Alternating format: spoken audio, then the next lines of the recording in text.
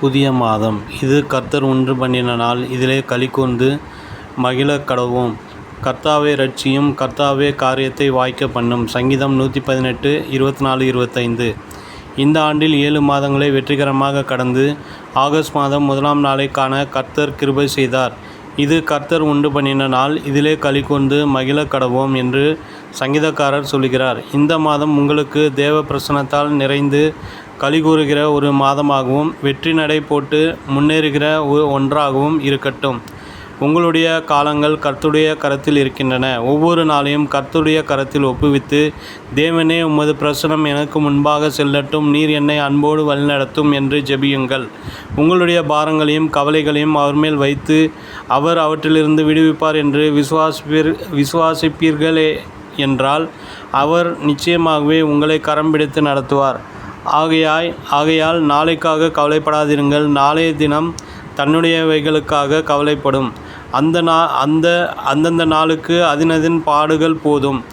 மத்தேயு 6:34. ஒவ்வொரு நாளுக்கும் தன் சூரிய உதயமும் சூரிய ஒளியும் இருப்பதைப் போலவே கர்த்தரின் கிருபையும் காலைதோறும் புதிதாக இருக்கிறது.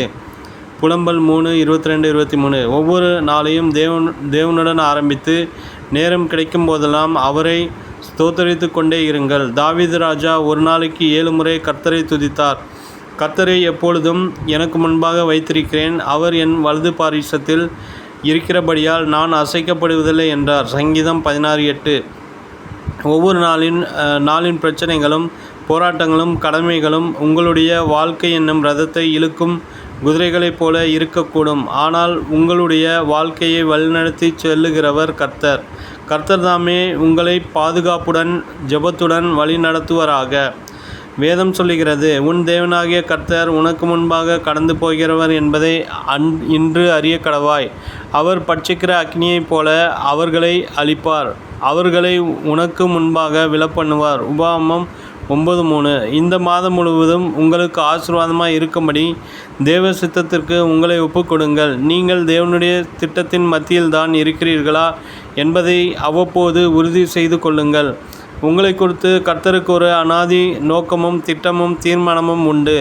நீங்கள் அவருடைய குமாரனுடைய சாயலுக்கு ஒப்பாய் இருக்கும்படி கர்த்தர் உங்களை குறித்து பெரியதொரு நோக்கம் வைத்திருக்கிறார்.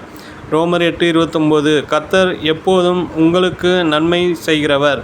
தேவ பிள்ளைகளே, மனிதர்கள் தீங்கு செய்ய முன்வரலாம், ஆனால் கர்த்தரோ அந்த தீமையை நன்மையாக மாற்றி உங்களை ஆசீர்வதிப்பார். நினைவிற்கு, அன்றியும் அவருடைய தீர்மானத்தின்படி அழைக்கப்பட்டவர்களாய் தேவனிடத்தில் அன்பு கூறுகிறவர்களுக்கு சகலமும் நன்மைக்கு ஏதுவாக நடக்கிறதென்று அறிந்திருக்கிறோம். ரோமர் 8:28.